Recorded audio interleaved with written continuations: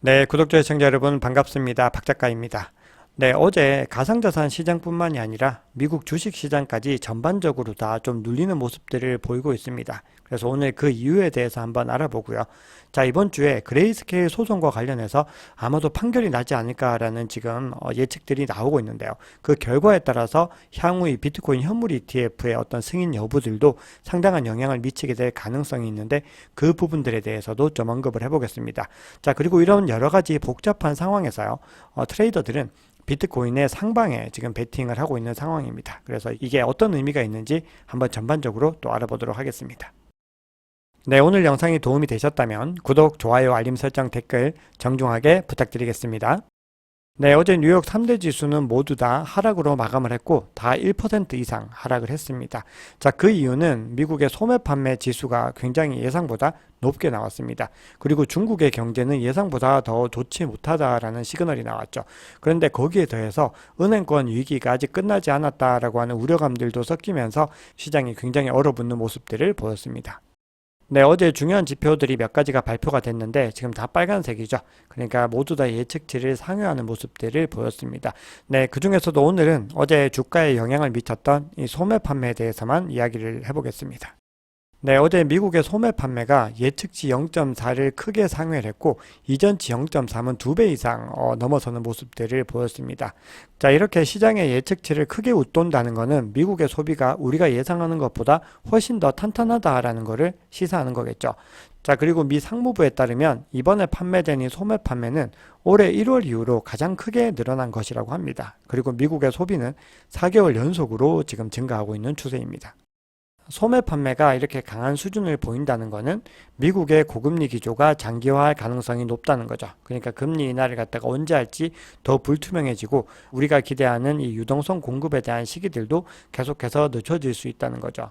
자, 그리고 지금 소매 판매가 발표된 이후에 애틀랜타 연은이 추정하는 미국의 3분기 실질 GDP 성장률 예상치도 5%로 상승했습니다. 직전 전망치가 4.1%였는데 굉장히 높게 늘어난 거죠. 1% 가까이 늘어난 겁니다.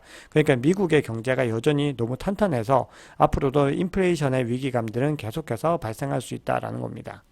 자, 상황이 이렇다 보니까 이 카시카리 미니애폴리스 연은 총재가 한 컨퍼런스에 나와서 연준의 금리 인상이 끝났다고 선언하기에는 아직 준비가 되지 않았고 인플레이션이 여전히 너무 높다라고 주장을 하면서 시장의 어떤 위기감에 더 찬물을 끼얹어 줬습니다.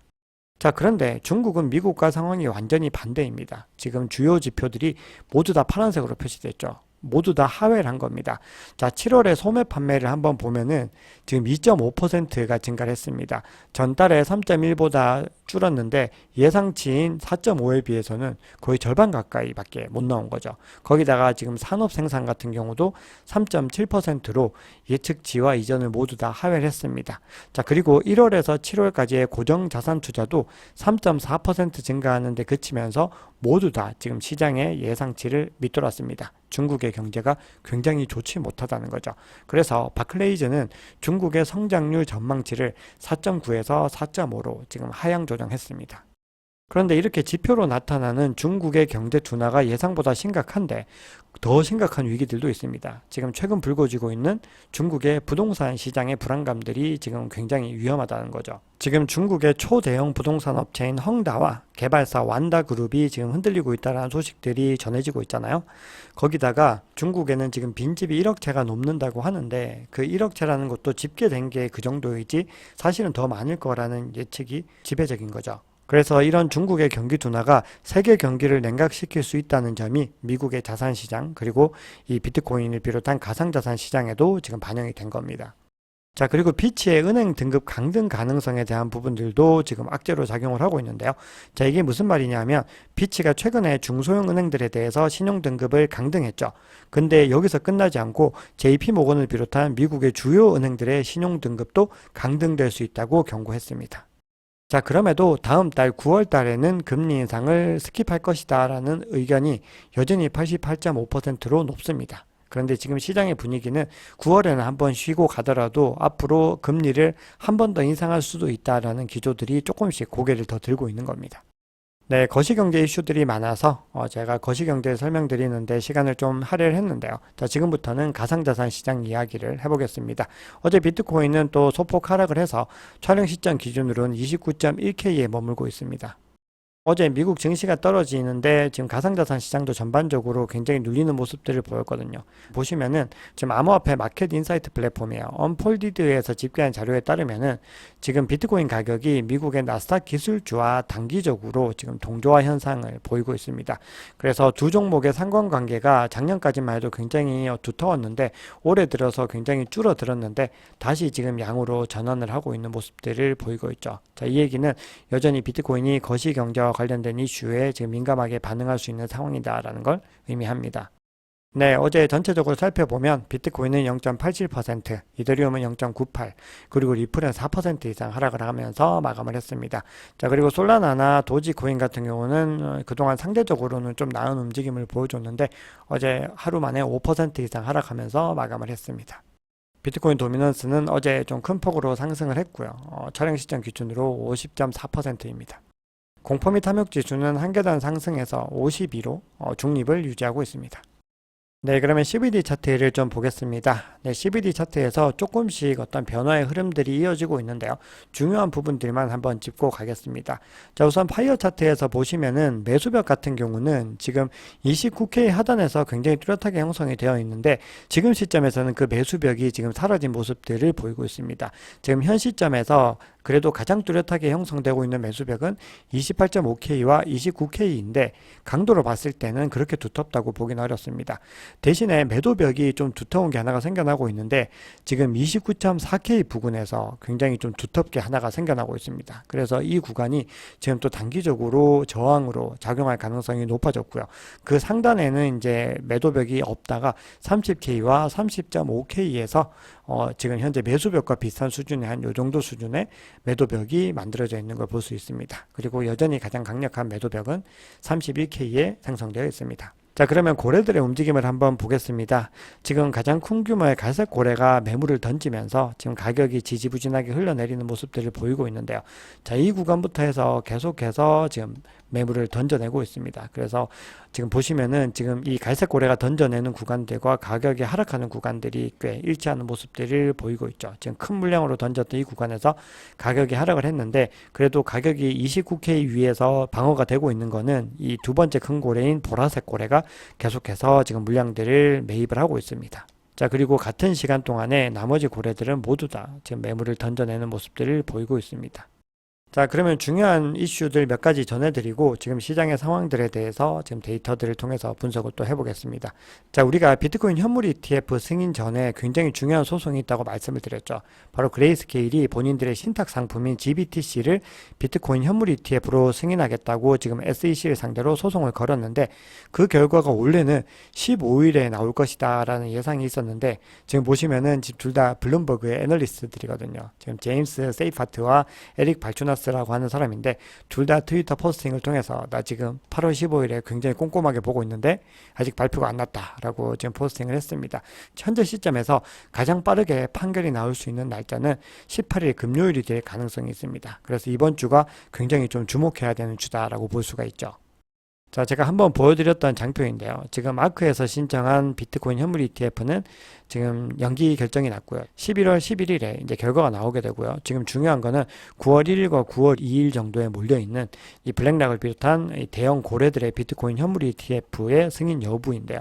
아마도 연기될 가능성이 높지만 이 그레이스케일 결과에 따라서 전체적인 향후 추이 자체가 좀 달라질 가능성이 있다는 거 여러분들 좀 주목을 하셔야 됩니다.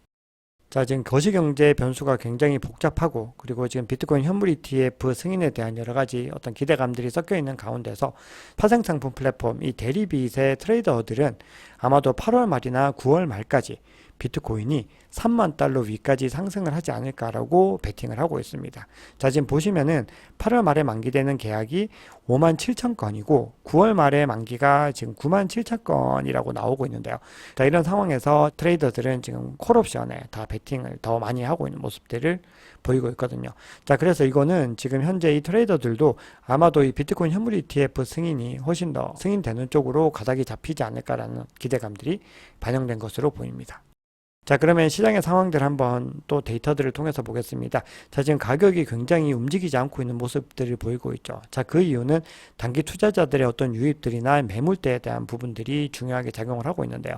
URPD라고 해서 이 특정 가격대에서 UTXO가 소비된 규모가 어느 정도인지를 나타내는 지표가 있는데요. 이 지표가 높게 나온다라고 하는 거는 특정 가격대에서 소비된 이 UTXO가 많다라고 하는 그런 시그널이라고 볼 수 있거든요. 그러니까 이 해당 가격대가 투자자들에게 많은 관심을 받았고 많은 거래가 이루어졌다라는 거죠. 근데 이제 빨간색으로 표시된 게 이 숏텀 홀더들인데요. 이 숏텀 홀더들이 어느 구간에서 가장 많이 거래를 했는지를 보면은 25K와 31K에 있습니다. 그러니까 지금 이 규모에서 빠글빠글하게 몰려있다 보니까 지금 계속해서 움직이지 못하고 지금 중요한 저항 구간과 지지 구간으로 작용을 하고 있는 거거든요. 그런데 지금 이런 식의 공급 분포가 나오는 것은 과거 사이클의 약세장의 회복 기관들과 굉장히 유사한 흐름을 보이고 있습니다.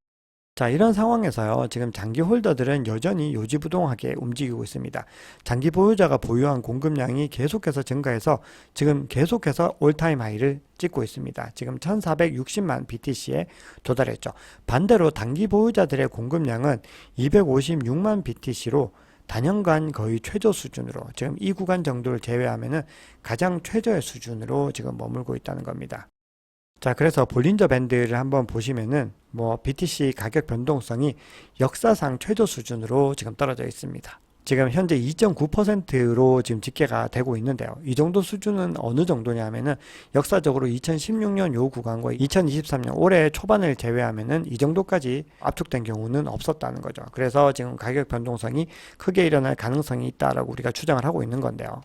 자, 이런 변동성 압축을 조금 더 잘 볼 수 있는 거는 투자자의 고가를 관찰하는 또 다른 지표입니다. 투자자들의 지출 행동을 보면은 우리가 조금 더 알 수가 있습니다. 자, 이 도구는요, 실현이익 손실의 절대값을 실현 한도와 비교해서 매도 측의 위험 비율을 나타내는 지표거든요. 굉장히 좀 어려워 보이죠.